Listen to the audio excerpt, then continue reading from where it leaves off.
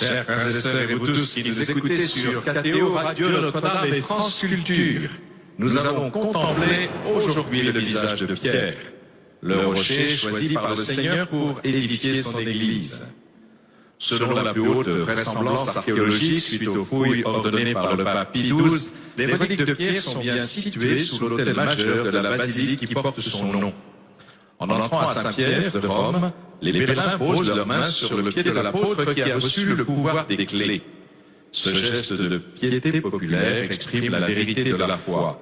Nous croyons en l'apostolicité de l'Église. Notre foi n'est pas fondée sur un mythe, mais sur l'expérience réelle d'un homme qui a vu, entendu, touché le Christ, qui l'a trahi parfois, qui a finalement donné toute sa vie pour lui dans le témoignage suprême du martyr. Nous sommes du sang des martyrs, comme on le dit, des membres d'une même famille.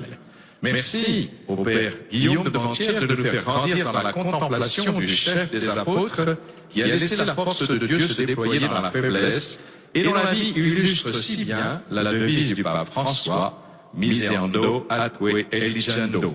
En me faisant miséricorde, le Seigneur m'a choisi.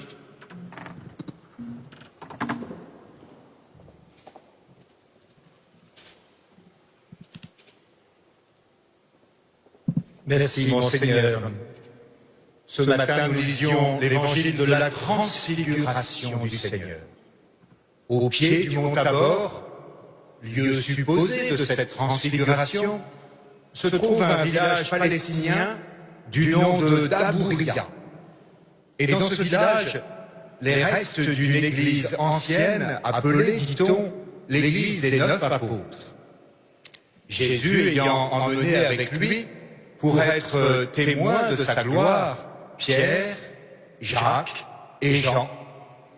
Ils étaient 9, en effet, le reste des 12, à faire le pied de grue, si j'ose dire, au pied de la montagne, ignorant ce qui se tramait là-haut, et sans doute légèrement dépité de n'avoir pas été choisi parmi les 3 privilégiés dont le Maître s'était entouré. C'est que manifestement, le Christ, qui aime tout être humain, d'un amour éternel et infini, appelle chacun à des rôles particuliers.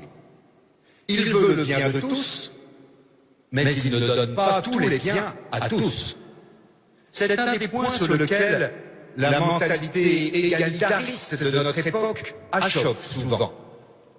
Tout ce qui est donné à l'un, pensons aujourd'hui, doit être aussi donné à l'autre sous peine d'iniquité. Il n'y a pas de raison. Si quelqu'un possède quelque chose, tout le monde y a droit. Sans quoi, il faut dénoncer le pire des crimes, la discrimination. Ces sortes de conceptions égalitaristes sont poussées de nos jours à un tel paroxysme qu'il faut que je vous narre l'aventure qui m'advint tandis que j'expliquais au catéchisme l'appel des 12 apôtres par Jésus. Une petite fille, courroucée, Amélie, se leva pour dénoncer une injustice. Je crus qu'elle allait faire droit à quelques revendications féministes, réclamer qu'il y eût des femmes parmi les 12, ou que les petites filles puissent devenir prêtres comme tout le monde, ou quelque autre exigence de cet ordre, bien dans l'air du temps. Mais pas du tout. Amélie était bien plus cohérente. Elle poussait la logique égalitariste jusqu'en son dernier retranchement. L'injustice qu'elle prétendait dénoncer était en quelque sorte la mère de toutes les injustices.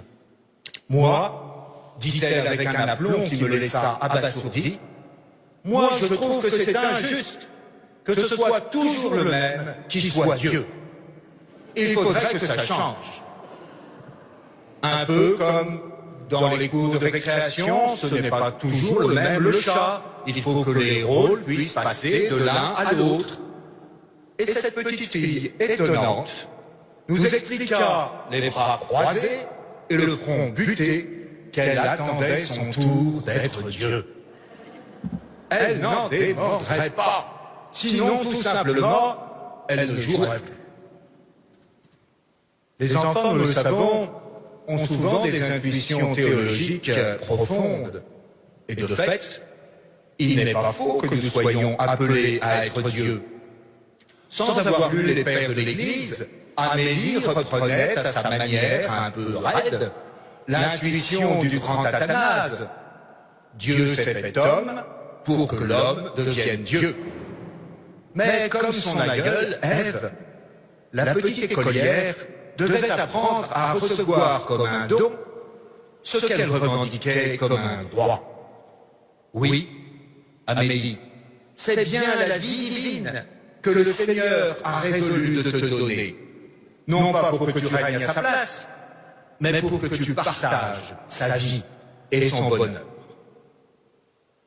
L'anecdote que je viens de conter dit bien mieux, ce me semble, que toutes les explications du monde, la difficulté qu'éprouvent nos contemporains à accepter le choix de Dieu. Pourquoi certains sont-ils manifestement mis à part? Pourquoi Israël plutôt que les Gaulois? Pourquoi Jésus a-t-il choisi Pierre, Jacques et Jean sur la montagne et non pas les 9 autres? Pourquoi d'ailleurs a-t-il choisi ces 12-là et non pas Lazare, qui était pourtant son ami, ou Madeleine, qui lui était si affectionnée? Pourquoi? Parce que chacun a son rôle et sa place dans l'écosystème ecclésial. Le mouvement écologiste, si puissant de nos jours, tend à nous faire considérer les différences au sein de l'univers créé comme une richesse à protéger. Il en va de même pour la Sainte Église. Chacun y a une place et une mission spécifique et non interchangeable pour le bien de la communauté tout entière. Lorsque Clément de Rome, un des tout premiers papes, écrit vers l'an 96 sa lettre aux Corinthiens, il emploie des arguments écologiques. Pour mettre fin aux séditions qui se trament à Corinthe, il montre que le même Dieu qui a créé l'univers a aussi fondé l'Église. Et puisque le cosmos et l'Église ont le même auteur, une même harmonie doit y régner. De même que Dieu crée un univers infiniment bigarré, avec de multiples créatures, les plus diverses, et cependant parfaitement unifiées dans la paix, de même a-t-il pourvu son Église de fonctions, de charismes, de ministères variés, qui doivent se compléter dans la concorde. Ainsi, l'obéissance au pasteur légitime est-il le premier comportement écologique? Voilà qui donne à réfléchir. L'anarchie est une pollution. Il existe un lien entre la préservation de la nature, l'ordre du cosmos et le respect de la hiérarchie ecclésiale. Contrairement à certaines illusions naïves, il n'a jamais existé, en effet, même brièvement, au temps des apôtres, une communauté enthousiaste dont la ferveur partagée aurait été la seule règle et la seule loi. Dès l'origine, le cercle des disciples a été structuré et organisé par le Maître. Au fond, l'écologie est le nom moderne de la vertu de tempérance. Une de ses manifestations primaires est le bénédicité, cette prière de début de repas qui ancre en nous la reconnaissance pour le don reçu et nous arrache à une mentalité de propriétaire. Tout ne nous est pas dû et nous remercions le Seigneur pour le fruit de la terre et du travail des hommes. L'Église est le champ de Dieu, dit saint Paul. Nous tirons de cette plantation divine avec gratitude notre nourriture spirituelle. Nous pouvons désirer que ce champ soit plus performant, vouloir changer de culture, extirper les mauvaises herbes, mettre des engrais de toute nature qui amélioreront le rendement. Mais prenons garde. Il y a les pesticides de l'erreur séduisante qui à la longue s'avère néfaste et ruineux. Il y a ces haies qui enserrent la parcelle et dont nous devrions nous passer pour l'agrandir en je ne sais quel remembrement irresponsable. Il y a des mauvaises herbes pécheresses que nous prenons pour telles parce que peut-être nous ignorons leur rôle bénéfique dans l'économie générale.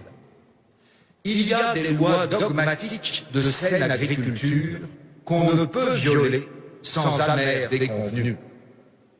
L'Église, chant de Dieu, n'est pas d'abord le champ de toutes les expérimentations possibles, ni le terrain d'éclosion des revendications les plus diverses.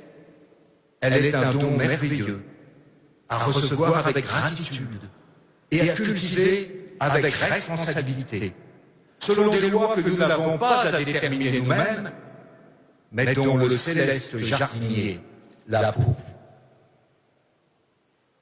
Dans cette divine agriculture, le Christ est à la fois le champ, la semence et le cultivateur. Il n'est pas en effet d'autre fondement de l'Église que Jésus lui-même. Durant ces 3 années de vie publique, nous le voyons tout occupé à agréger autour de lui un cercle de disciples. Voilà bien l'étonnant. Le Christ ne nous a laissé aucun écrit, aucune œuvre d'art, aucune grande découverte scientifique. Il n'a pas conquis de royaume ou révolutionné les lois de la cité. À quoi s'est-il attaché? À constituer autour de lui un groupe, à façonner une communauté chargée de le continuer. Que nous reste-t-il, tout compte fait, de son passage sur la terre? Rien d'autre, sinon l'Église, c'est-à-dire ce ramassis d'hommes et de femmes glanés sur les routes de Palestine, qu'il a agrégé en un corps et structuré de manière bien précise. La révélation qu'il porte, Jésus ne l'a pas confiée à un livre, mais à l'Église. Il a appelé les 12 et a mis Pierre à leur tête, articulant ainsi la primauté et la collégialité. Les évangiles nous relatent quel soin le Christ apporta au choix des apôtres, destinés à être les colonnes de l'Église. Ce ne fut manifestement pas une mince affaire. Jésus ne les a pas désignés à la légère. Il n'a pas tiré au sort ou pioché à la vedette. Lui, le propre Fils de Dieu, il ne juge pas superflu de passer toute une nuit en prière avant d'appeler les 12.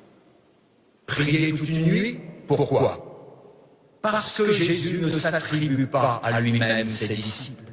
Il les reçoit de la main du Père. Ils étaient à toi et tu me les as donnés. Frères chrétiens, voilà bien le trait qui nous définit le mieux. Nous sommes les cadeaux que le Père fait à Jésus. Nous ne sommes pas des dossiers archivés dans les registres du ciel ou des numéros matricules. Nous sommes ceux que le Christ reçoit de la main du Père et pour lesquels son cœur tressaille dans la nuit où il prie. L'Église n'est pas née de fidèles qui se seraient réunis de leur propre initiative pour perpétuer le souvenir de Jésus, sans quoi il pourrait y avoir plusieurs églises, comme il y a plusieurs chapelles d'obédience bonapartiste ou marxiste. Non, l'Église est une parce qu'elle est voulue, rassemblée, structurée par le Fils unique. Au regard de la suite des événements, on peut juger que la sélection des apôtres opérée par le Seigneur n'était pas très judicieuse. Pourquoi ces 12, humainement si peu performants, et qui allaient se montrer si défaillants le moment venu? Comme les pensées de Dieu nous dépassent. Choisir un traître parmi les 12, un renégat comme chef, un zélote et un publicain ensemble comme apôtres, était-ce bien raisonnable? Le choix de Pierre à qui allait être confiée l'Église, exigeait une particulière attention. Qu'avait-il donc pour mériter d'être ainsi distingué parmi ses pairs? Traçons un peu mieux le portrait déplorable de ce pécheur de Galilée dont le Seigneur allait faire un pécheur d'hommes. Retrouvons-le sur la montagne de la Transfiguration. Pierre eut en effet ce privilège inouï de contempler le Christ, nimbé de lumière. Voyons-le éberlué devant la gloire de son Seigneur, bouche bée. On aurait bien compris, assurément, que Pierre reste à la fois au spectacle de tant de splendeur céleste. Mais l'Évangile nous rapporte que le bon apôtre prononça une parole qui paraît frappée de démence. « Seigneur, veux-tu que nous dressions ici 3 tentes ?» Et quoi, grand Saint-Pierre, est-il besoin de meubler la conversation par ces tentes dérisoires? Le grand silence respectueux n'était-il pas seul de mise devant des révélations si hautes? Que nous parles-tu de camping et de bivouac? Est-ce le moment pour un barbecue? Frères et sœurs, familiers du monde biblique, nous le savons bien, les tentes auxquelles Pierre fait allusion évoquent probablement la fête des tentes, cette fête juive de Soukhot, qui commémore l'exode du peuple hébreu au temps de Moïse. Chaque année en Israël, on se souvient de ce temps fondateur où l'on a habité sous des huttes, des cabanes, des abris de branchage et de fortune. C'est la fête des tentes. Au grand jour de la fête, le temple de Jérusalem était entièrement illuminé. Il resplendissait de flambeaux innombrables. Voilà ce qui est, c'est le cas de le dire, bien éclairant. Au moment précis où là-bas, sur la colline de Sion, le temple d'Hérode se pare de 1000 lumières, Jésus, éblouissant sur le Tabor, se révèle comme le vrai temple, en qui habite corporellement la plénitude de toute divinité. Y a-t-il pas, si j'ose dire, pour des mystères si hauts, comme un pied de nez de la part du Seigneur, d'ironie en tout cas? Vous pouvez bien faire feu de toutes vos loupiottes. Moi, je suis la lumière du monde. Vous pouvez vous bâtir des demeures somptueuses. Moi, je suis le vrai temple, qui n'est pas fait de main d'homme. Que la transfiguration du Seigneur ait eu lieu durant Soukhot est donc assez probable. Or, le passage de saint Matthieu, qui nous le rapporte, commence par ces mots « 6 jours plus tard ». De toute évidence, la manifestation glorieuse du Seigneur succède à une autre scène qui eut lieu 1 semaine auparavant. Il n'est guère difficile de percevoir, en remontant un peu notre évangile, que la scène en question est la confession de Pierre à Césarée de Philippe. À la question du Seigneur, « Pour vous, que dites-vous que je suis ?» C'est Pierre, décidément toujours prompt à parler, qui a répondu au nom de toute l'Église. « Tu es le Christ, le Fils du Dieu vivant. » En réponse, Jésus lui dit, « Tu es heureux, Simon, fils de Jonas, car cette révélation t'est venue non de la chair et du sang, mais de mon Père qui est dans les cieux. Eh bien moi je te dis, tu es Pierre, et sur cette pierre, je bâtirai mon église. Et les portes de l'Hadès ne tiendront pas contre elle. Je te donnerai les clés du royaume des cieux. Quoi que tu lies sur la terre, ce sera tenu dans les cieux pour lier. Et quoi que tu délies sur la terre, ce sera tenu dans les cieux pour délier. » On est frappé du caractère très solennel de la déclaration de Jésus. Elle est tellement explicite que plusieurs commentateurs, issus du monde réformé, ont voulu y voir une interpolation tardive mise sur les lèvres de Jésus pour justifier les prétentions du siège de Rome. Plus personne, même parmi les exégètes protestants, ne pense cela désormais. Le jeu de mots araméen sur Képhas, le sémitisme des expressions, liées et déliées, chair et sang, tout porte témoignage de l'authenticité de cette parole du Christ, véritable institution de la primauté pétrénienne. Il faut dire que si notre hypothèse d'une transfiguration liée à la fête des Tentes est exacte, alors la confession de Pierre à Césarée prend cadre dans la liturgie du Yom Kippour. En effet, une semaine avant Soukhot, la liturgie juive célèbre le jour du grand pardon. Que se passait-il ce jour-là? C'était l'unique jour de l'année où le grand prêtre pénétrait dans le Saint des Saints et prononçait le nom ineffable, le nom de Dieu. Voyez, frères et sœurs, s'il n'y a pas une merveilleuse convenance à ce que le pêcheur du lac, disciple de Jésus, confesse la divinité de son maître au moment précis où le grand prêtre articule les 4 lettres du nom de Dieu dans le temple. Il y a plus qu'une coïncidence. Pierre, bien mieux que tous les grands prêtres, est entré dans le Saint des Saints, dans le mystère de Dieu avec nous. Pierre, bien mieux que les pontifes, a nommé celui qui est Dieu, béni au-delà de tout. C'est bien pourquoi le Seigneur manifeste à son disciple qu'il est établi désormais grand prêtre du culte véritable. À plusieurs reprises, les évangélistes mentionnent laconiquement que le Seigneur revint à la maison. Qu'entendent-ils par là? Est-ce la maison de son Père, le sanctuaire du Très-Haut à Jérusalem? Est-ce l'établi de Saint-Joseph à Nazareth? Ou encore la maison de Marthe, Marie et Lazare à Béthanie? Non. Voyez, s'il vous plaît, quelle est la maison du Seigneur? C'est à Capharnaüm, au bord du lac, une humble maison de basalte, la pierre volcanique du pays, dont les pauvres se servaient pour construire leurs abris.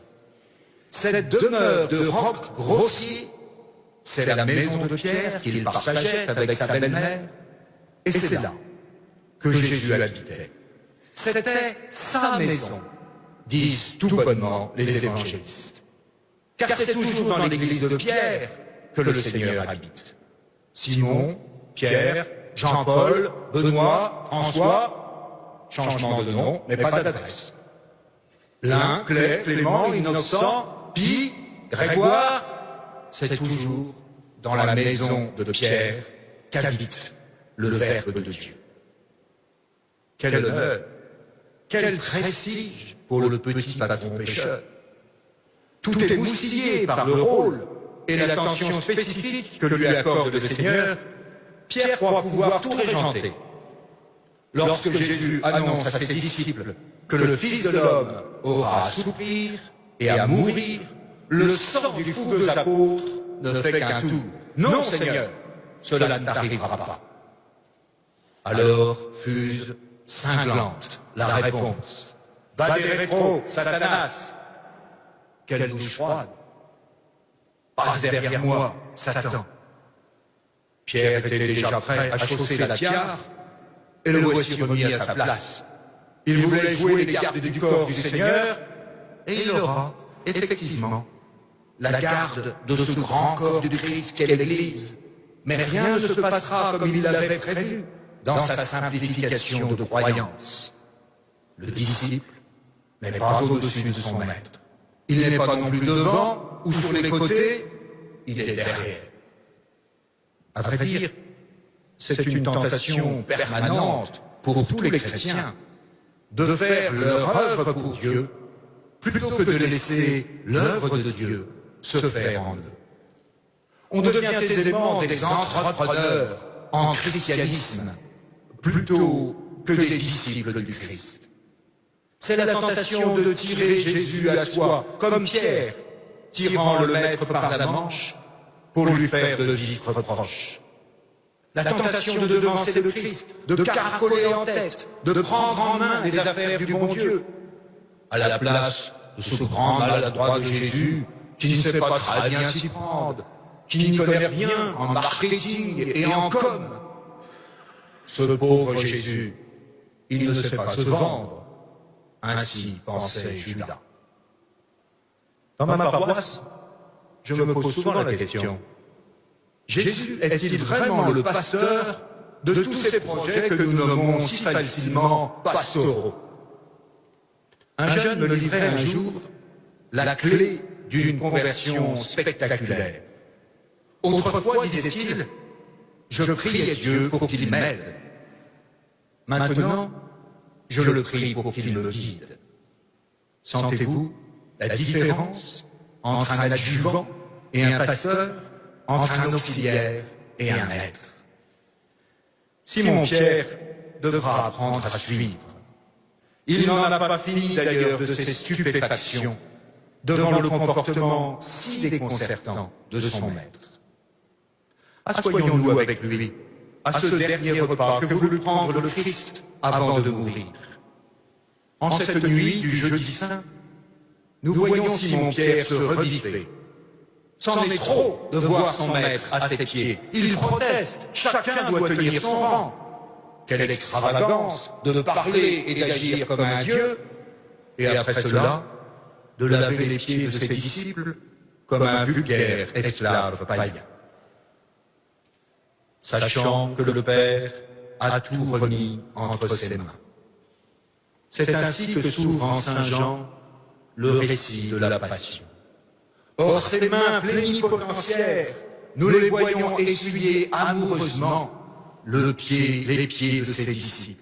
Ces mains qui détiennent tous les dons du Père, les voici à présent baignant des pieds, qui quelques instants plus tard vont courir dans la nuit pour trahir les pieds de Judas. Mieux, ces mêmes mains, entre lesquelles le Père a tout remis, seront clouées, trouées, crevassées, laissant couler par leur béance tout le pouvoir reçu du Père et qu'il renonce à exercer. Oui, le Christ n'a pas harpagonné le rang qu'il égalait à Dieu. Toutes les prérogatives divines, il les abandonne et les laisse par amour s'échapper de ses mains percées. On comprend que Pierre ne comprenne pas. La peur, au moment décisif, achèvera de l'aveugler et l'amènera à renier son maître.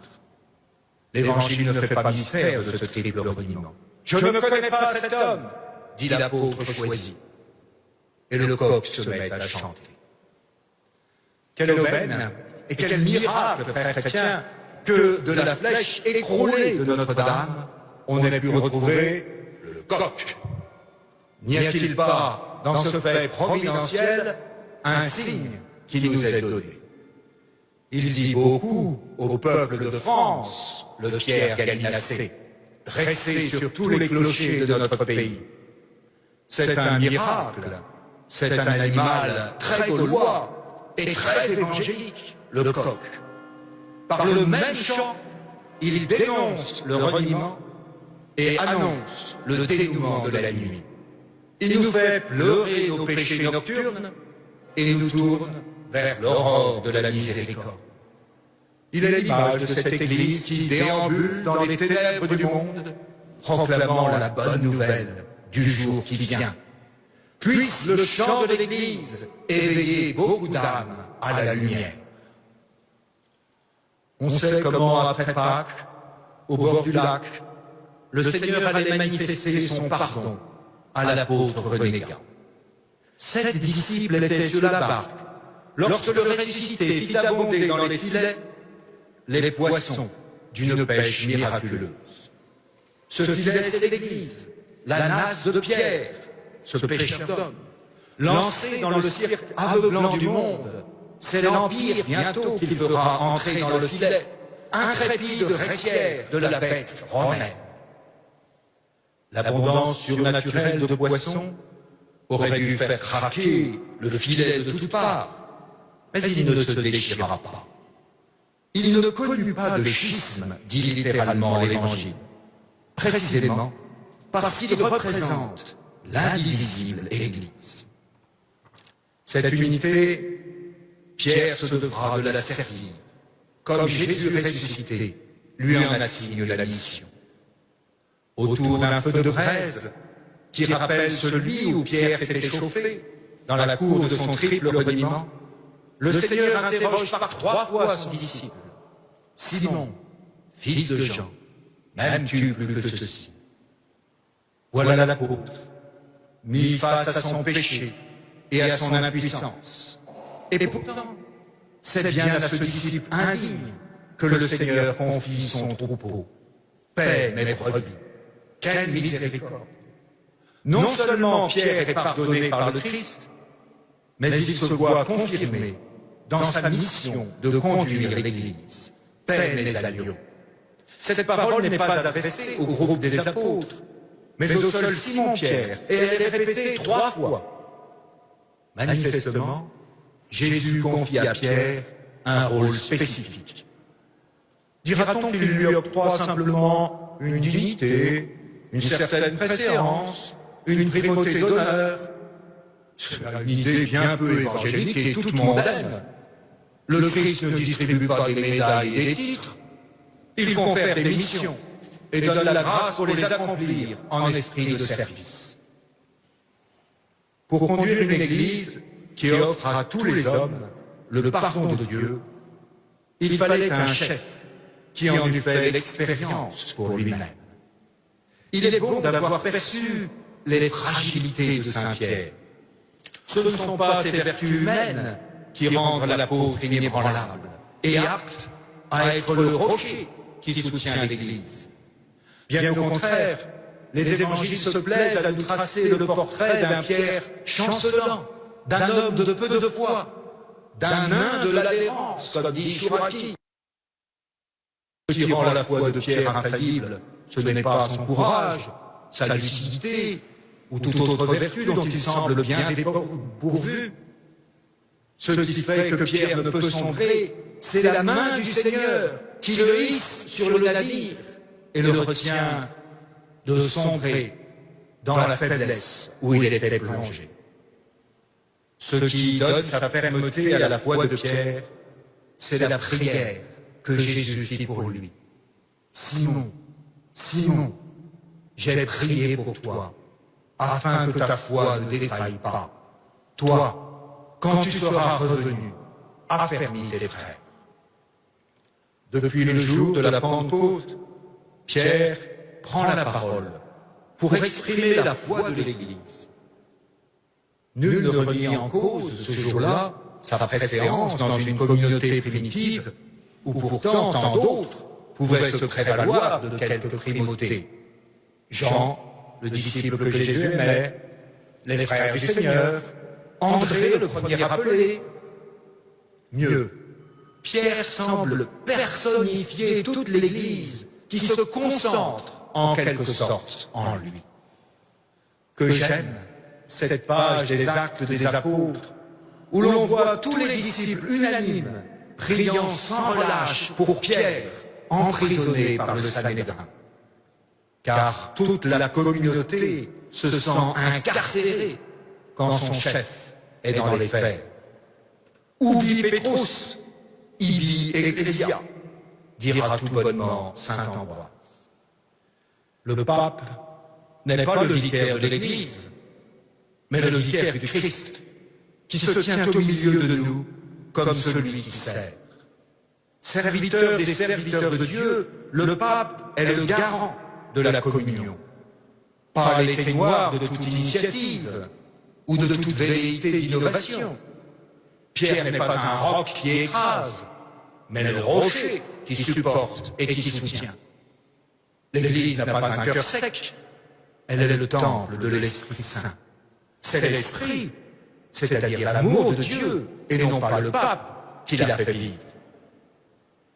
Dans ces célèbres fioretti, Saint Jean XXIII, Angelo Roncalli, raconte qu'en 1959, peu après avoir, par une aspiration assez inattendue, annoncé l'ouverture d'un nouveau concile, il eut quelques difficultés à trouver le sommeil. Dans quelle aventure avait-il lancé, peut-être inconsidérément, l'Église? Un soir, qu'il ruminait ses pensées sans parvenir à s'endormir, il entendit intérieurement une voix qui lui disait « Angelo, qui est-ce qui conduit l'Église? C'est le pape ou le Saint-Esprit? »« Oh, c'est le Saint-Esprit, Seigneur, c'est le Saint-Esprit. »« Alors dors, Angelo, dors. » Dans le credo, l'Église est mise en rapport avec l'Esprit Saint. L'Église est à ce point unie à l'Esprit qu'elle partage avec lui le même symbole. Elle est la colombe, cette colombe unique d'une blancheur immaculée que le Seigneur a aimée. Presque inévitablement dans notre langue et dans notre mentalité cartésienne, lorsqu'on parle de l'Esprit, on l'oppose à la matière. On a tôt fait de supposer que l'Esprit ne peut susciter qu'une Église toute mystérieuse, intérieure, invisible, subtile, à mille lieues de la lourde machinerie d'une Église corporelle, extérieure et visible. La tentation d'opposer ainsi une communauté toute spirituelle à un organisme grossièrement charnel est aussi récurrente que pernicieuse. C'est, selon les mots du cardinal de Lubac, hypostasier un rêve et vouloir séparer ce que Dieu a uni. Car l'Écriture fait d'une Église visible la condition de l'existence d'une Église invisible. Il y a un seul corps et un seul esprit, dit l'apôtre. Faut-il le rappeler en effet? C'est par l'Esprit Saint que le Verbe prend chair. Dans la religion de l'incarnation, l'arbre de la grâce est raciné profond, pour parler comme Peggy. Le spirituel est lui-même charnel. Souvent, je reçois des fidèles qui viennent me parler de leur vie spirituelle.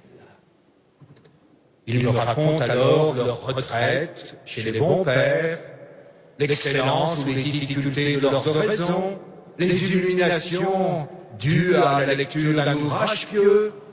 Tout cela est très édifiant, mais n'y a-t-il pas une méprise sur le qualificatif spirituel? La vie spirituelle n'est-elle pas la vie selon l'esprit? Or, l'esprit ne nous porte pas uniquement, et sans doute pas principalement, à des exercices de piété ou de dévotion. Il nous plonge aussi bien au fond des marmites, pour parler comme Thérèse d'Avila, car Dieu n'est pas moins présent dans le service fastidieux de la vaisselle que dans nos élévations théologiques. Pourquoi les chrétiens, évoquant leur vie spirituelle, ne me parlent-ils pas de leur enfant malade qu'il a fallu soigner, de ces réunions qui se sont enchaînées au travail, des attentions qu'ils ont pour leur époux, leur épouse? Pourquoi le spirituel n'est-il jamais repéré dans le banal et le quotidien, dans la trame de l'existence concrète?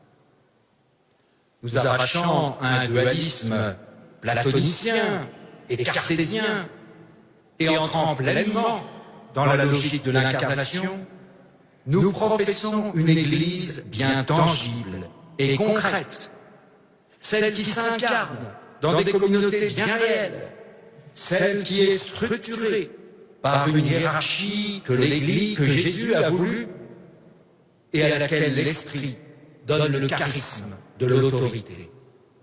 Comme l'exprimait avec force Louis Bouillet, une Église invisible est la même chose que pas d'Église du tout. Une Église qu'on ne peut ni voir ni toucher est une chimère, mais pas l'Église de Jésus.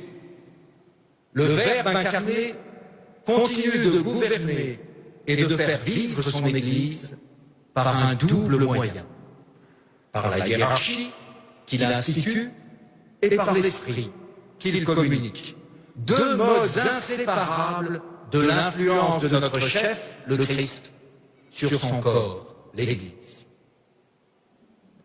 L'Église n'est pas un corps invertébré qui doit se protéger par une carapace. Elle a au contraire été dotée par son Seigneur d'une structure hiérarchique qui lui permet de tenir en ce monde. Elle est pourvue d'un magistère, celui des évêques, en communion avec le pape, qui lui permet de n'être pas ballotté à tout vent de doctrine, tout en restant sensible au vent et aux signes des temps. Quelle force que de pouvoir professer la vérité sans être soumis à élection, à audimat ou à part de marché. Beaucoup de nos contemporains peuvent au moins reconnaître cela. Dans notre société liquide, société d'opinion malléable selon les humeurs du temps, l'Église est ce pôle solide, préservé de toute démagogie. Elle n'a pas à flatter les lecteurs, à brosser le chaland dans le sens du poil ou à courir après l'audience. Si l'Église n'est pas une girouette, elle n'est pas non plus un blocos, blindé de toutes parts dans ses dogmes et ses traditions. Elle est plutôt comme la grotte du Sauveur à Noël. Quand les maisons se calfeutrent et se canassent, la grotte, elle, reste toujours ouverte. Quand les palais s'écroulent, quand les forteresses finissent par s'effondrer, la grotte, elle, demeure aussi indéfectible que la montagne dont elle a creusé le flanc. Belle figure de l'Église, indestructible et accueillante, enracinée et ouverte, solidement plantée et fidèlement généreuse. La grotte, les entrailles de la terre, les entrailles maternelles de la terre, figurent l'Église mère, l'Église de Marie. Nous le verrons dimanche prochain.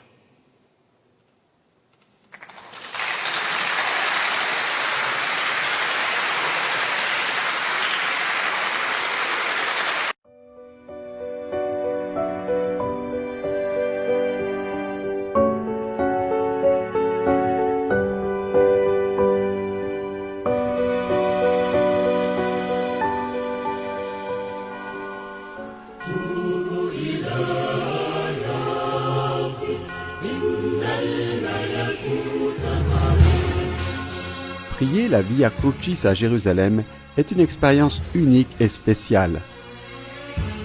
Les pèlerins du monde entier ont la possibilité de se souvenir de ce que Jésus a vécu au cours des dernières heures de sa vie et de reparcourir ce chemin où tout a commencé.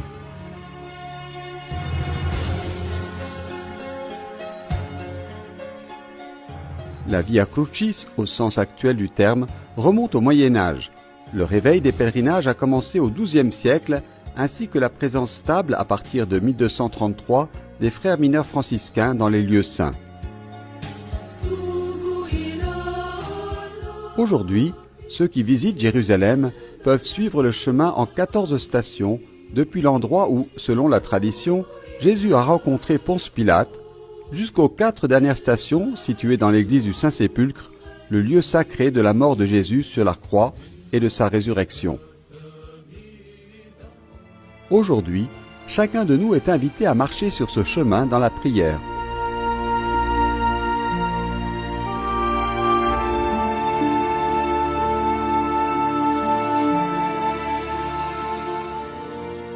Seigneur Jésus-Christ, dans ton chemin vers Jérusalem, par 3 fois tu as voulu prévenir tes disciples que tu te rendais vers la cité sainte et que tu allais y trouver le rejet, la condamnation et la mort, mais que le 3e jour, tu ressusciterais. Tout au long de ce chemin, tu as également invité chacun de nous à prendre sa croix et à te suivre. Tu nous as rappelé que le grain, pour porter du fruit, doit tomber en terre et mourir. Et tu nous as fait comprendre que seul celui qui offre sa propre vie entrera avec toi dans la vie, la vraie la pleine, la bienheureuse, l'éternelle vie de communion dans l'amour. Aide-nous à prendre au sérieux ton invitation, pour apprendre à tout relire à la lumière de Pâques, et pour réussir à suivre tes pas, en faisant de notre vie un don, uni à toi qui, avec le Père et le Saint-Esprit, vis et règne dans la gloire, Dieu Tout-Puissant, pour les siècles des siècles. Amen. Première station. Jésus est condamné à mort. Adoramus te Christe et benedicimus tibi, quia per sanctam crucem tuam redemisti mundum.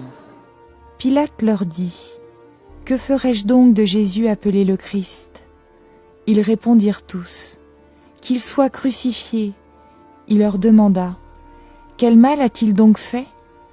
Ils criaient encore plus fort, « Qu'il soit crucifié. » Alors il leur relâcha Barabbas. Quant à Jésus, il le fit flageller et le livra pour qu'il soit crucifié. Kyrie eleison, Christe eleison, Kyrie eleison. Signore Gesù, ti sei lasciato processare e giudicare come... Seigneur Jésus, tu t'es laissé tenter et juger comme un malfaiteur. Ainsi, de cette manière, tu prends sur toi le mal et l'injustice du monde entier, de ma propre vie et de celle de chaque personne. Aide-nous à ne pas juger pour ne pas être jugés. Aide-nous à ne pas nous laver les mains face à l'injustice et au mal, afin de ne pas en devenir complices. Aide-nous à remettre entre tes mains l'injustice et le mal que nous avons commis, pour que par toi, nous puissions devenir justes de ton innocence et de ta sainteté. Dalla tua innocenza e dalla tua santità.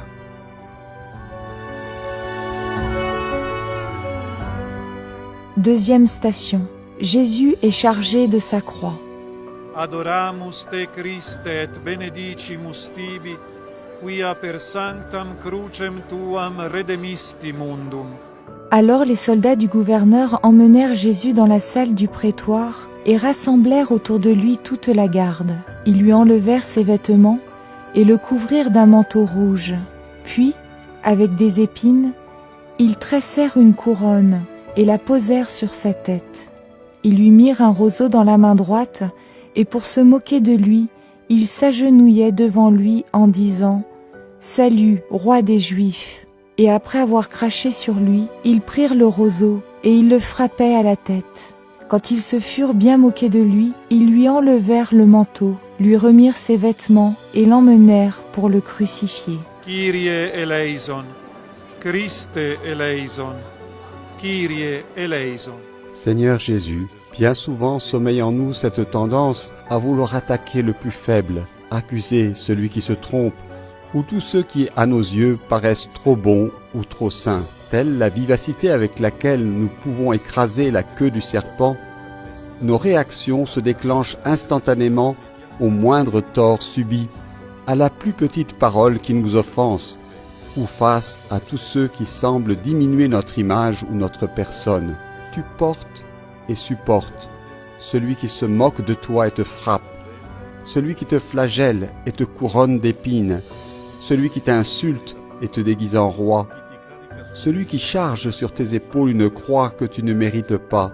Tu portes et supportes aussi chacun de nous, notre peu de foi, notre espérance incertaine, notre manière d'aimer inconstante. Tu portes et supportes, Seigneur, et tu ne désires pas seulement nous donner l'exemple, mais également la grâce et la capacité d'agir comme toi. Troisième station. Jésus tombe pour la première fois. Adoramus te Christe et benedicimus tibi, quia per sanctam crucem tuam redemisti mundum. En fait, c'étaient nos souffrances qu'il portait, nos douleurs dont il était chargé. Et nous pensions qu'il était frappé, meurtri par Dieu, humilié.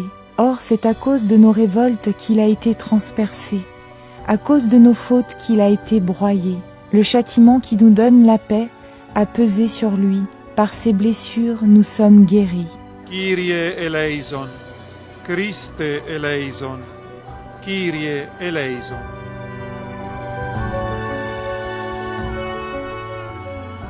Seigneur Jésus, nous ne comprenons pas ce que signifie tomber, et pourtant nous tombons si souvent pour tant de raisons. Certaines fois, nous tombons parce que nous sommes distraits. D'autres fois, c'est le poids d'une épreuve qui nous met à terre. D'autres encore, nous tombons parce qu'un obstacle nous fait trébucher ou parce que quelqu'un nous fait chuter. Tant de fois, il nous arrive de nous mettre en situation de chute de manière volontaire et stupide. Toi, Seigneur, tu tombes sous le poids écrasant de nos propres chutes et celle de l'humanité tout entière depuis Adam. Tu tombes, Seigneur, pour prendre sur toi ce qui nous écrase, afin de nous relever et de nous redonner l'espérance. Merci, Seigneur Jésus.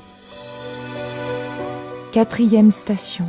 Jésus rencontre sa mère. Adoramus te Christe et benedicimus tibi, quia per sanctam crucem tuam redemisti mundum. Siméon les bénit, puis il dit à Marie, sa mère, « Voici que cet enfant provoquera la chute et le relèvement de beaucoup en Israël. Il sera un signe de contradiction, et toi, ton âme sera traversée d'un glaive. Ainsi seront dévoilées les pensées qui viennent du cœur d'un grand nombre. » Il descendit avec eux pour se rendre à Nazareth, et il leur était soumis. Sa mère gardait dans son cœur tous ces événements. Kyrie eleison, Christe eleison, Kyrie eleison. Signore Gesù, Maria, Seigneur Jésus, Marie, ta mère, t'a porté au temple de Jérusalem, alors que tu n'avais que quelques jours afin de te présenter au Père. Premier signe prophétique d'une vie offerte par amour à laquelle elle participait déjà. Et maintenant, la voilà qui te rencontre sur le chemin de croix, où s'accomplit pleinement cette prophétie, où s'accomplit le don d'amour de toute ta vie, jusqu'à la dernière goutte de sang, jusqu'au dernier soupir. Celle qui t'a donné la vie se fait toute proche de toi en cette heure où tu vas donner la tienne. Celle qui t'a donné la vie est maintenant aux côtés de chacun de nous, comme un soutien maternel dans le don de nos propres vies. 5e station. Simon de Cyrène aide Jésus à porter sa croix. Adoramus te Christe et benedicimus tibi, quia per sanctam crucem tuam redemisti mundum. En sortant, ils trouvèrent un nommé Simon, originaire de Cyrène, et ils le réquisitionnèrent pour porter la croix de Jésus. Alors Jésus dit à ses disciples, « Si quelqu'un veut marcher à ma suite, qu'il renonce à lui-même, qu'il prenne sa croix et qu'il me suive. » Kyrie eleison, Christe eleison, Kyrie eleison. Seigneur Jésus, Simon de Cyrène n'est pas un de ceux qui volontairement a voulu t'aider à porter ta croix. Il a été contraint de le faire alors qu'il était épuisé par une journée passée au champ. De même, cela nous arrive parfois d'avoir le privilège d'être appelés à porter avec toi le poids de la souffrance de ceux qui nous sont proches, sûrement à contre-cœur au début, parce que notre fatigue et nos propres croix paraissent déjà suffisamment lourdes à porter. Mais petit à petit, en comprenant le don qu'est ce cheminement à tes côtés, nous découvrirons un sens nouveau à ce chemin, à notre fatigue quotidienne, au don de notre vie.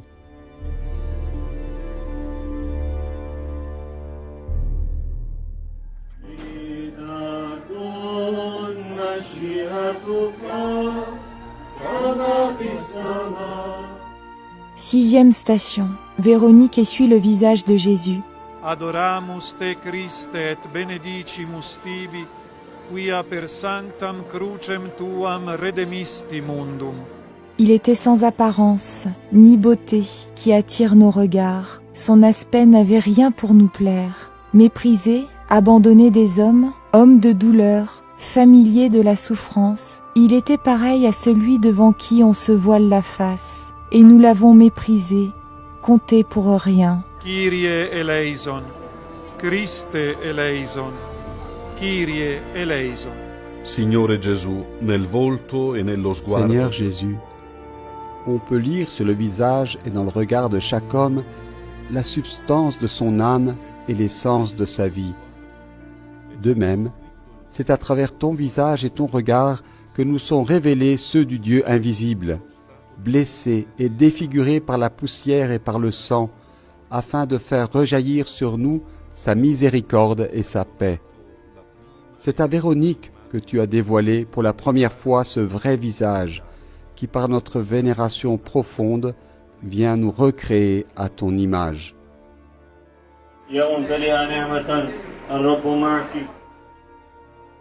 Septième station. Jésus tombe pour la deuxième fois.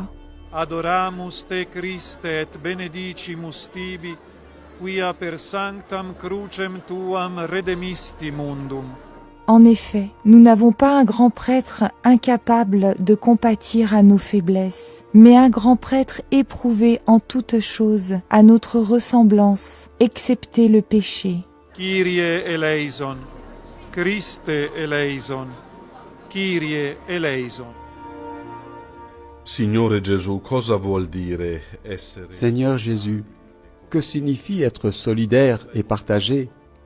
Toi, tu es venu nous le révéler, en t'abaissant jusqu'à notre condition humaine, en expérimentant et en ressentant ce que nous pouvions éprouver dans notre humanité et notre fragilité, en tout et pour tout, jusqu'au bout, excepté le péché. C'est ton abaissement qui nous élève, c'est ta faiblesse qui vient nous révéler notre vraie grandeur, c'est ta chute qui nous relève de toutes nos chutes, y compris le péché. Merci, Seigneur Jésus. Huitième station. Jésus console les filles de Jérusalem. Adoramus te Christe et benedicimus tibi, quia per sanctam crucem tuam redemisti mundum. Le peuple, en grande foule, le suivait, ainsi que des femmes qui se frappaient la poitrine et se lamentaient sur Jésus. Il se retourna et leur dit, « Filles de Jérusalem, ne pleurez pas sur moi, pleurez plutôt sur vous-mêmes et sur vos enfants. Voici venir des jours où l'on dira, « Heureuses les femmes stériles, celles qui n'ont pas enfanté, celles qui n'ont pas allaité. » Car si l'on traite ainsi l'arbre vert, que deviendra l'arbre sec ? Kyrie eleison, Christe eleison, Kyrie eleison. Seigneur Jésus, selon ta parole, combien de mères continuent encore à pleurer aujourd'hui, sur elles-mêmes et sur leurs enfants, dans tous ces pays ravagés par la guerre, l'injustice et la faim, tout autant que ceux qui sont dévastés par le mirage de tous ces paradis artificiels ou par cette culture de consommation.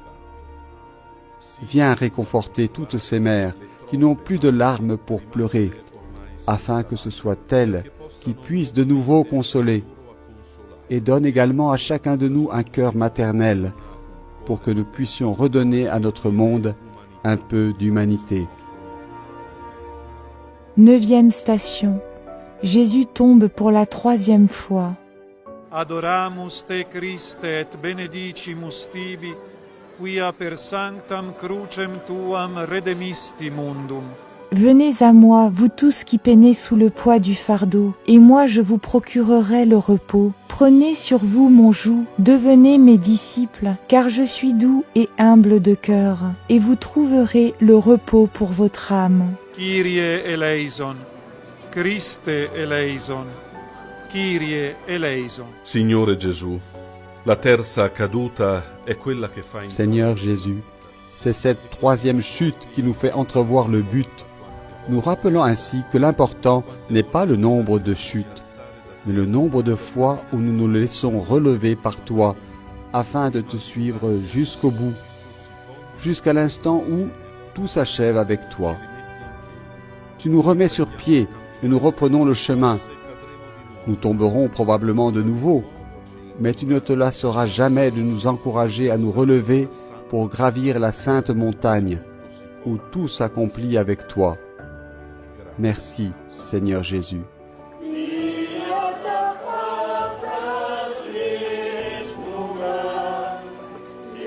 10e station. Jésus est dépouillé de ses vêtements.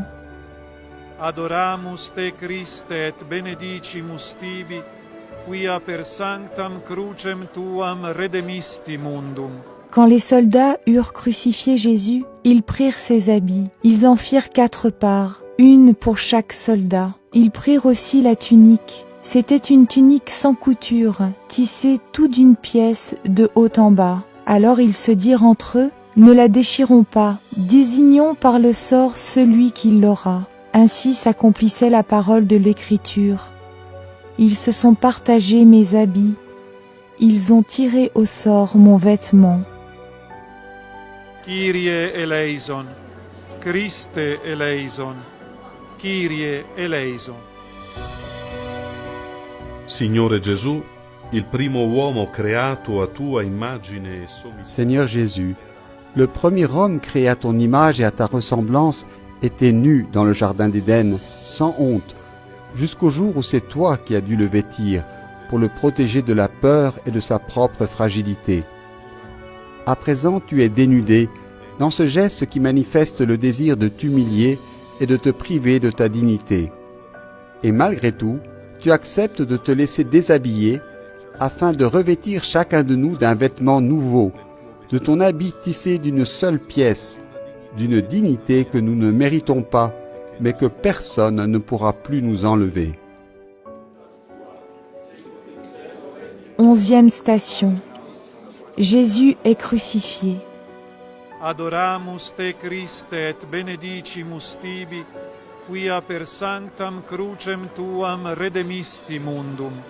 Lorsqu'ils furent arrivés au lieu-dit, le crâne, ou calvaire, là ils crucifièrent Jésus avec les 2 malfaiteurs, l'un à droite et l'autre à gauche. Jésus disait, « Père, pardonne-leur, ils ne savent pas ce qu'ils font. » Puis ils partagèrent ses vêtements et les tirèrent au sort. Le peuple restait là à observer. Les chefs tournaient Jésus en dérision et disaient, « Il en a sauvé d'autres, qu'il se sauve lui-même, s'il est le Messie de Dieu, l'élu. » Les soldats aussi se moquaient de lui. S'approchant, ils lui présentaient de la boisson vinaigrée en disant « Si tu es le roi des Juifs, sauve-toi toi-même. » Il y avait aussi une inscription au-dessus de lui « Celui-ci est le roi des Juifs. » L'un des malfaiteurs suspendu en croix l'injuriait « N'es-tu pas le Christ? Sauve-toi toi-même et nous aussi. » Mais l'autre lui fit de vifs reproches. « Tu ne crains donc pas Dieu? Tu es pourtant un condamné, toi aussi. Et puis, pour nous, c'est juste. Après ce que nous avons fait, nous avons ce que nous méritons. Mais lui, il n'a rien fait de mal. » Et il disait, « Jésus, souviens-toi de moi quand tu viendras dans ton royaume. » Jésus lui déclarera, « Amen, je te le dis. Aujourd'hui, avec moi, tu seras dans le paradis. » Kyrie eleison, Christe eleison, Kyrie eleison. Signore Gesù, ricordati di Seigneur Jésus, souviens-toi de moi quand tu entreras dans ton royaume, et permets que puissent s'ouvrir pour moi aussi aujourd'hui les portes du paradis. Pour moi qui porte encore les blessures du péché, pour moi qui ai encore tant de mal à avoir confiance et à m'abandonner, pour moi qui voudrais tellement descendre de la croix plutôt que de rester fidèlement à tes côtés. Seigneur Jésus, continue à intercéder pour nous pécheurs qui n'avons pas conscience de ce que nous faisons, et demande au Père qu'en accueillant le don total de ta vie, il puisse faire descendre sur notre pauvre humanité sa miséricorde et son pardon. la sua misericordia e il suo perdono. 12e station. Jésus meurt sur la croix. Adoramus te Christe et benedicimus tibi, quia per sanctam crucem tuam redemisti mundum. Après cela, sachant que tout désormais était achevé pour que l'écriture s'accomplisse jusqu'au bout, Jésus dit « J'ai soif ». Il y avait là un récipient plein d'une boisson vinaigrée. On fixa donc une éponge remplie de ce vinaigre à une branche d'hysope et on l'approcha de sa bouche. Quand il eut pris le vinaigre, Jésus dit « Tout est accompli ». Puis, inclinant la tête, il remit l'esprit. Quand ils arrivèrent à Jésus, voyant qu'il était déjà mort, ils ne lui brisèrent pas les jambes, mais un des soldats, avec sa lance, lui perça le côté, et aussitôt il en sortit du sang et de l'eau. Kyrie eleison, Christe eleison, Kyrie eleison. Signore Gesù, quando chiedi da bere, Seigneur Jésus, quand tu demandes à boire, c'est parce que tu souhaites étancher notre soif. Tu l'avais déjà dit à la Samaritaine.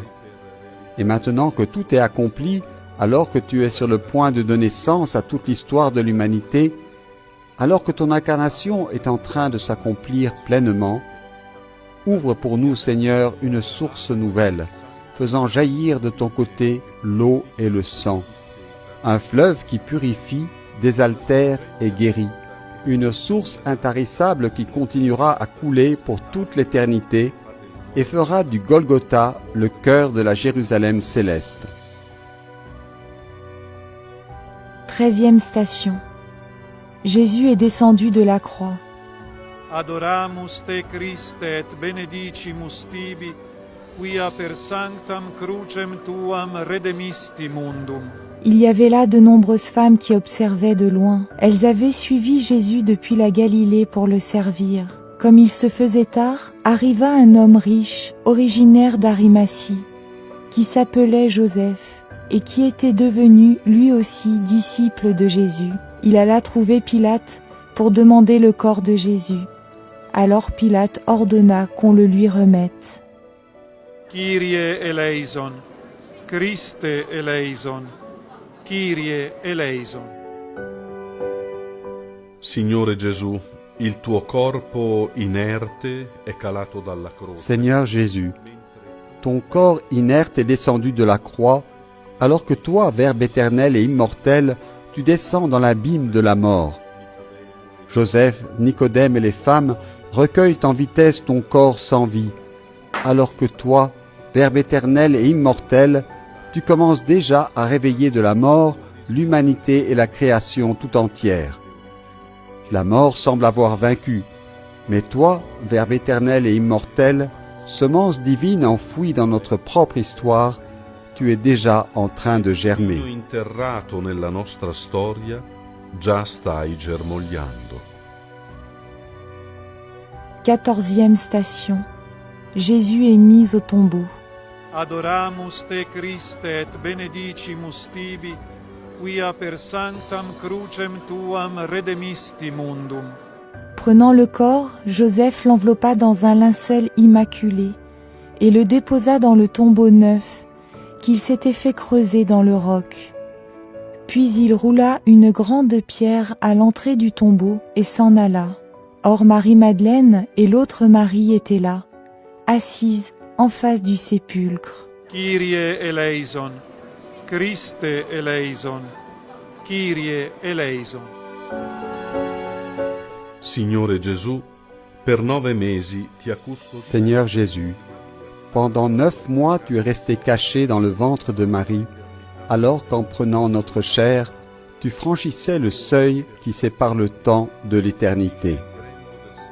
Et maintenant, durant 3 jours, tu restes caché au cœur du tombeau, avant de franchir pour toujours le seuil qui sépare notre vie mortelle de la plénitude de la vie en Dieu, afin de faire renaître en lui, à jamais, notre humanité tout entière.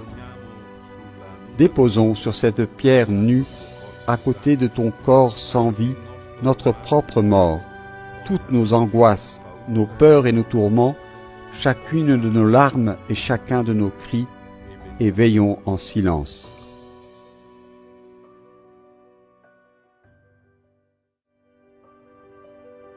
Idéalement, mettons-nous à l'intérieur de l'édicule du Saint-Sépulcre à Jérusalem, dans le lieu même où le corps de Jésus a été recueilli physiquement le soir du Vendredi Saint, jusqu'au matin de Pâques.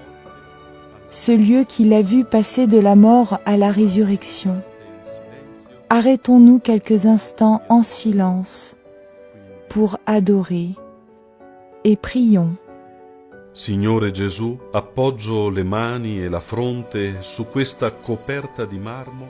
Seigneur Jésus, je pose mes mains et mon front sur cette dalle de marbre qui recouvre et protège la pierre sur laquelle ton corps, durant 3 jours, a vécu l'expérience humaine du dernier instant et de la mort, livré à ce mystère insondable. Je sais qu'en ce lieu tu as franchi le seuil, tu es entré dans l'obscurité du néant pour traverser l'angoisse profonde de notre brève existence destinée à la mort. Je sais qu'ici, entre la nuit profonde et l'aurore du matin, comme une graine d'éternité semée dans notre temps, tu as détruit pour toujours la mort, afin de nous reconduire au Père, qui est le cœur et la fin de toutes choses. Je pose mes mains et mon front sur cette dalle de marbre, je m'agenouille et embrasse la pierre, et je sais qu'en ce lieu je peux croire, je peux me confier et m'abandonner, qu'ici je peux avoir foi en l'éternité, dans cet amour plus fort que la mort. Amen. Benedicat vos omnipotens Deus, Pater, et Filius, et Spiritus Sanctus. Amen. Super omnes preciosa, valero date decora, et pro nobis Christum exora.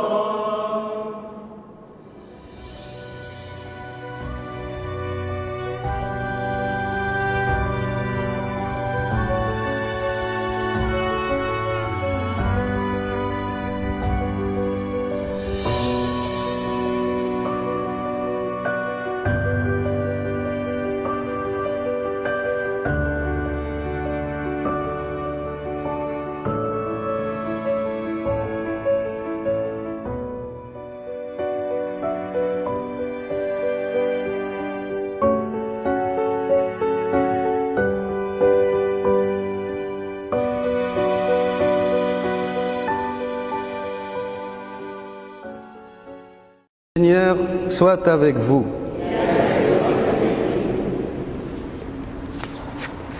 Lecture de l'Évangile de Jésus-Christ selon saint Matthieu.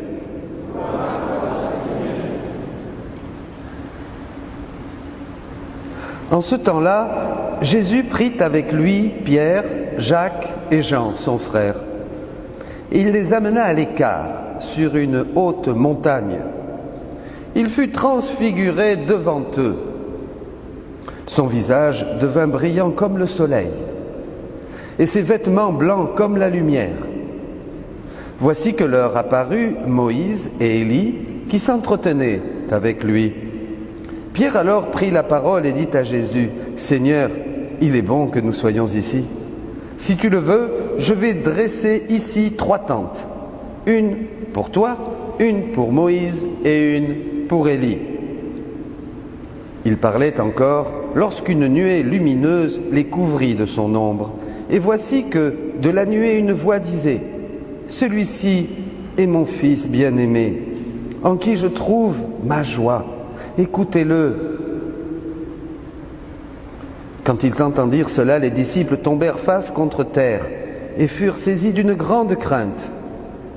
Jésus s'approcha, les toucha et leur dit, « Relevez-vous et soyez sans crainte. » Levant les yeux, ils ne virent plus personne, sinon lui, Jésus, seul.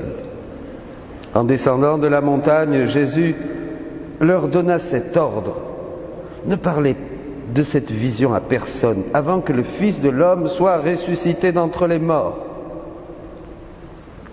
Acclamons la parole de Dieu. Seigneur Jésus.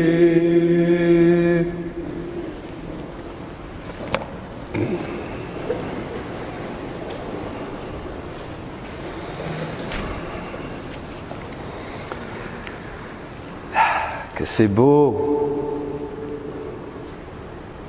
Vivante est la parole de Dieu, plus pénétrante qu'un glaive. Elle touche les profondeurs des cœurs qui par la foi cherchent Dieu.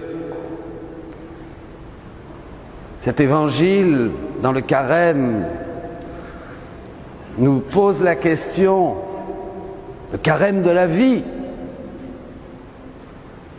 jusqu'au vrai passage, la vraie Pâque. Est-ce que vous faites l'expérience du Tabor? Est-ce que vous faites l'expérience de la lumière taborique, disent les pères de l'Église d'Orient? Est-ce que vous avez des moments de Tabor avec le Christ? Pas d'une manière seulement dans la foi. Il te touche, il baigne tes facultés, tu sens la joie de l'esprit, un peu comme ce Motovilov avec Saint Séraphine qui voulait lui demander qu'est-ce qui se passe, quel est le but de la vie chrétienne, et il comprenait pas, et à la fin de la conversation il lui dit mais regarde, tu es plein, Père, tu es plein, Père Séraphine, tu es plein de lumière. Et Séraphine qui lui dit mais toi aussi tu es plein de lumière. Ils étaient tous les deux sous la nuée. Il a compris que le but de la vie chrétienne était, comme disait ce grand saint russe, l'acquisition du Saint-Esprit. Revenons à ce texte de l'Évangile. C'est un vrai traité de vie spirituelle. Aujourd'hui, on a besoin de découvrir, de redécouvrir la théologie spirituelle, qui est une branche au milieu de toutes les théologies, l'ecclésiologie, la dogmatique, la morale, et il y a la théologie spirituelle qui parle justement des mécanismes de la grâce avec les facultés humaines, comme je vous disais. Comment ça marche? Comment attirer la grâce? Comment se laisser remplir de Dieu? Comment être fort pour affronter la vie humaine, les croix de la vie? C'est indispensable. Sinon, on ne fait pas 3 mètres. Donc les saints et les docteurs depuis 2000 ans nous expliquent ces choses-là. Et c'est pour tout le monde. Ça a disparu des séminaires et des librairies pendant cette grande descente. Et encore, espérons qu'on ne va pas descendre plus bas. Hein? Évidemment, il n'y avait plus un livre. Après 68, il n'y avait plus un livre. On avait viré tous nos grands ponts, tous nos fleurons de la théologie. La France a produit des hommes de prière extraordinaires. Et ça revient maintenant. Alors, c'est un traité. Je vais passer. On va voir 3 temps. On va voir l'appel, on va voir la contemplation de sa gloire, indispensable pour aller jusqu'à la croix. À la croix, paf, c'est le changement. Il y a une nouvelle dimension pour entrer dans la vie même de Dieu, ce qu'on appelle aujourd'hui la vie dans la divine volonté. D'abord l'écart, l'appel. Pierre, Jacques et Jean. Qu'est-ce qui se passe? Il les appelle. Il les met à l'écart. Rapidement, quelques conseils de Jésus. Est-ce que vous vous mettez à l'écart? Est-ce que nous nous mettons à l'écart? Il faut se mettre à l'écart. Il faut prendre du temps pour Dieu. Pas seulement quelques petites minutes. On doit prier plus que toute autre activité. On doit prier tout le temps. La prière doit être une emprise de Dieu sur nos vies, qu'on soit curé, qu'on soit bonne sœur, qu'on soit homme d'affaires, qu'on soit ouvrier, partout. C'est le normal puisque c'est à ça qu'on doit revenir. C'est pas demander quelque chose quand ça va pas. On doit donc prier et monter. Il les fait monter la montagne de Dieu, la montagne de l'Horeb, la montagne du Sinaï, parce que plus on monte, plus on va faire ce qui est le cœur de la vie chrétienne, l'expérience de Dieu dans la prière. L'expérience de Dieu dans la prière. Comment on connaît Dieu? En expérimentant Dieu. De quelle manière? Dans la prière, par la prière. Il n'y a pas d'autre chose. La prière doit devenir une expérience de Dieu qui nous rassasie, qui nous remplit, qui nous réjouit, qui nous fortifie, qui nous illumine. C'est indispensable, sinon il n'y a pas de vie chrétienne, il n'y a rien. Vous comprenez? Donc vous devez demander ça. Si vous qui êtes mauvais, vous savez donner de bonnes choses à vos enfants, combien le Père Céleste donnera l'Esprit Saint à ceux qui lui demandent? Donc on se met à l'écart et on monte, on fait des efforts. Maintenant, on est dans la rédemption. On n'est plus dans la loi, Moïse et Élie sont là parce que le Christ dans sa gloire résume tous les temps et nous allons le voir et nous entrons dans l'éternité déjà par la prière. Mais ça c'est ce premier temps, c'est très très important. On est choisis, on est appelés. Pierre, Jacques et Jean, c'est chacun d'entre nous. En avant! Pour prendre du temps, prier. Quand on prie, on a tout. C'est la respiration de l'âme. C'est que du bonheur. Que du bonheur, la prière. Je vous souhaite à tous, et je termine ce premier point, de vraiment, durant votre vie sur terre ici, faire l'expérience de Dieu dans la prière. C'est là qu'on devient vraiment un homme, une femme, réalisé, accompli, le plus possible. On monte. Et là, deuxième temps, on contemple la divinité. Le Fils bien-aimé du Père, resplendissement de sa gloire, rempli de grâce et de vérité, disait Saint Jean. Ça y est, on le voit, on touche le Christ, on voit le Christ. Vous comprenez, ce n'est pas une vision, ce n'est pas une apparition. On le touche avec nos sens spirituels. Je vous parlais tout à l'heure que dans cette montée et cette expérience, la volonté, l'intelligence et la mémoire, les facultés de l'homme qui le font à son image et à sa ressemblance, à l'image et à la ressemblance de Dieu, baignent. Dieu nous baigne. On est touché, c'est pour ça qu'on est bien. On est touché dans notre être profond. C'est pas un bon gâteau qui nous fait du bien. C'est pas une bonne cuisse de dinde. C'est pas un coup de rouge. Pardon pour nos amis viticulteurs, mais ça passe. Ça suffit pas à remplir le cœur de l'homme. L'homme ne peut être rempli que de Dieu. Donc l'expérience du Tabor, cette montée, cet appel de Jésus à monter, eh bien, c'est là où nous allons arriver à une intimité avec Jésus, mais quelque chose de merveilleux. Mais il n'y a rien de plus beau, il n'y a rien de plus beau que de sentir Jésus, de le prendre dans son cœur, de l'aimer, de l'embrasser, d'être heureux avec lui. Regardez, Pierre perd la tête. Il ne savait pas ce qu'il disait, dit un autre évangile. Faisons 3 tentes. Vous voulez pas une petite tente avec Jésus sur le mont Tabor? Ça nous fait du bien, vous savez. Il faut chercher ces moments, on en a besoin. On en a besoin. On a besoin de ces moments de gloire. C'est là où l'Esprit vient avec puissance, voyez.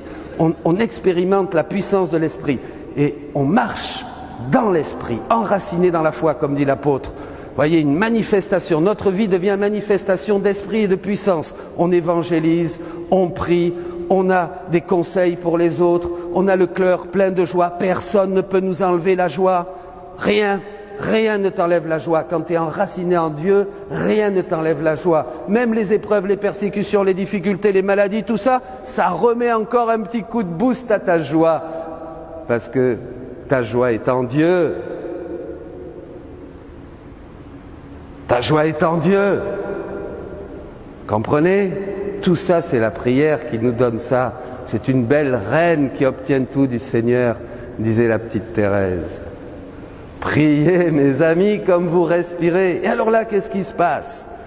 Quand on est fortifié par la prière, quand on avance dans la prière, dans une expérience d'intimité avec Dieu, on est tous appelés à ça, on arrive au point culminant. Après, justement, comme disent les pères, l'expérience du Tabor que font Jean, Jacques et Pierre, cette expérience de gloire, où ils rentrent sous la nuée, comme le peuple hébreu. Donc il faut une expérience de l'esprit, vous comprenez? C'est pour les fortifier, c'est pour qu'ils soient prêts à affronter le scandale de la croix. Beaucoup d'entre nous, en dehors de l'église, bien sûr, on les voit aux enterrements, ces figures décomposées, tristes, tout est fini. Je voyais ces jeunes de 18 ans qui pleuraient parce que le grand-père était parti à 96 ans. C'était le drame. Ils ne comprennent pas la mort. Si on était vraiment chrétien et qu'on sait qu'après la mort, c'est l'union définitive avec Jésus, on devrait tous vouloir mourir. Normalement, un bon chrétien et quelqu'un qui désire voir Jésus, il veut mourir. C'est ce que dit saint Paul au chapitre 1 de la lettre aux Philippiens, verset 24. De beaucoup, je préfère aller avec le Seigneur et pour moi mourir est un gain, mais je me trouve dans cette alternative. Si je peux encore servir ici, je reste. Voyez? Est-ce que vous avez envie de mourir pour voir Jésus? Oui. Ouais, il y en a quand même. Bénissons le Seigneur. Mais oui, dites oui, je veux voir Jésus, c'est un gain. On ne va pas s'embêter de l'autre côté. On va s'occuper de tout le monde. Et d'une manière beaucoup plus efficace qu'ici. Parce qu'ici, quand on s'en occupe, hein, pas vrai? Quand on prie vraiment. Bon, voyez donc on monte, on arrive à la croix, et alors c'est là le changement, attention. Au moment de la croix, là on est dépouillé.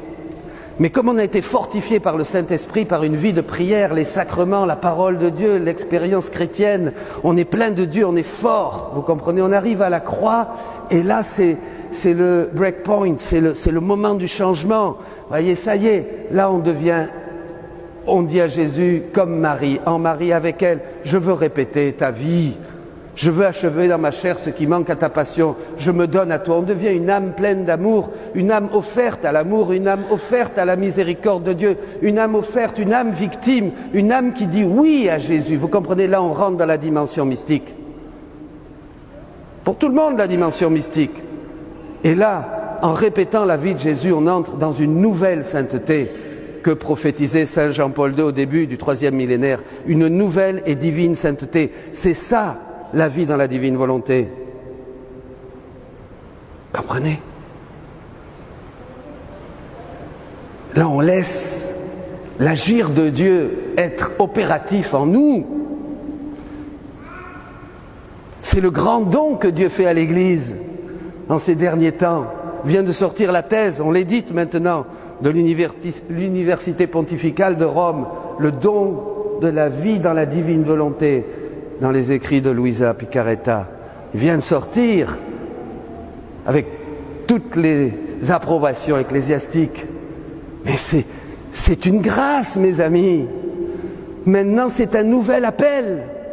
Mais c'est plus un appel seulement à monter une montagne et arriver à une expérience chrétienne par l'effort et la correspondance de nos vertus.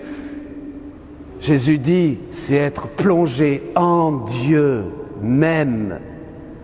Comme dit le catéchisme, une même chose avec Dieu, l'unité parfaite avec la vie trinitaire.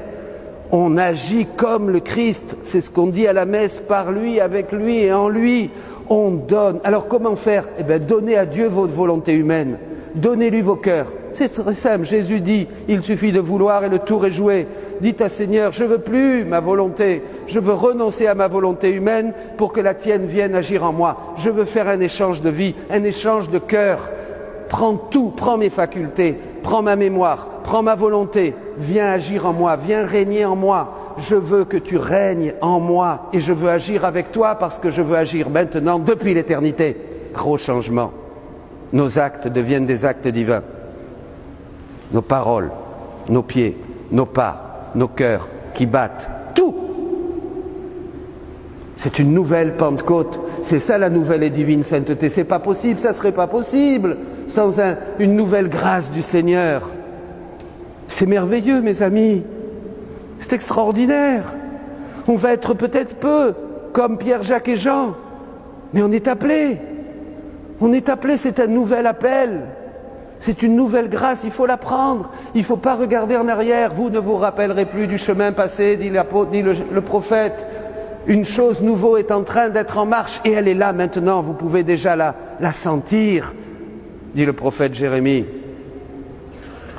Et je fais toutes choses nouvelles, un ciel nouveau, une terre nouvelle.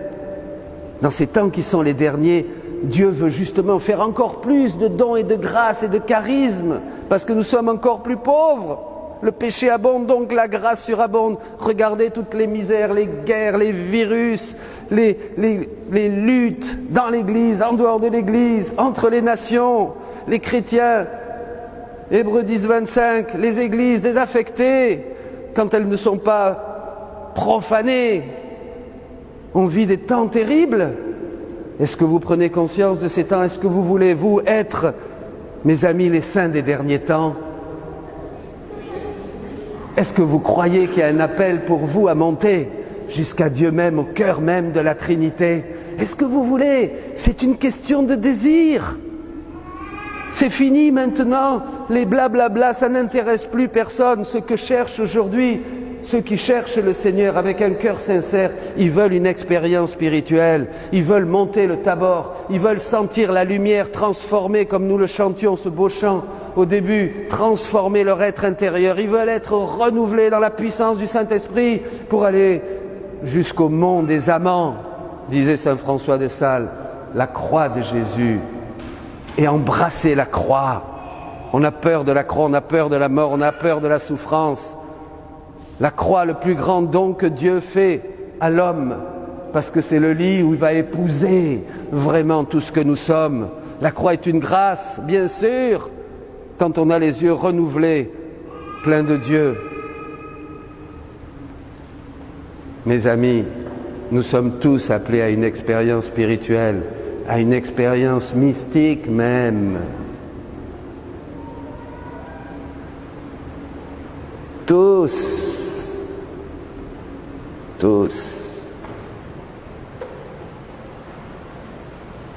Dieu veut tout. Nous sommes chacun ses enfants. Il nous veut dans son cœur. Il veut nous donner sa vie même. Il veut nous rendre participants de sa nature divine. Il veut que nous soyons par grâce ce qu'il est par nature. Dieu, vous serez comme des dieux. Dieu veut qu'on revienne comme on était au début, quand on est sorti de ses mains créatrices. Le Père veut que nous accomplissions le plan de la création qui a été rompu, stoppé par le péché. Mais cette création dont nous faisons partie attend dans les douleurs de l'enfantement, dans des gémissements, la révélation des fils de Dieu, dit la Bible, c'est-à-dire ta révélation, ce que tu es pleinement dans la gloire de Dieu, tel que le Père t'a pensé, t'a rêvé, t'a désiré, et tel que tu seras pour toute l'éternité. Commencez maintenant. Ne nous gargarisons pas de pseudo-spiritualité et de petites choses. Dieu veut nous donner tout. Mon Dieu, parle à tes enfants. Parle à tes enfants. Laissez-le toucher vos cœurs, mes amis. Ces temps que nous vivons ont besoin de saints. Amen.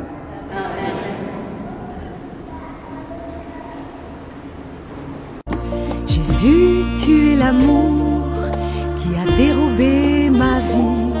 Je reste seule et je gémis. Je ne veux que toi. Jésus, tu es l'amour. Je suis pauvre et je crie. Comment ne pas mourir sans toi? J'espère ton paradis.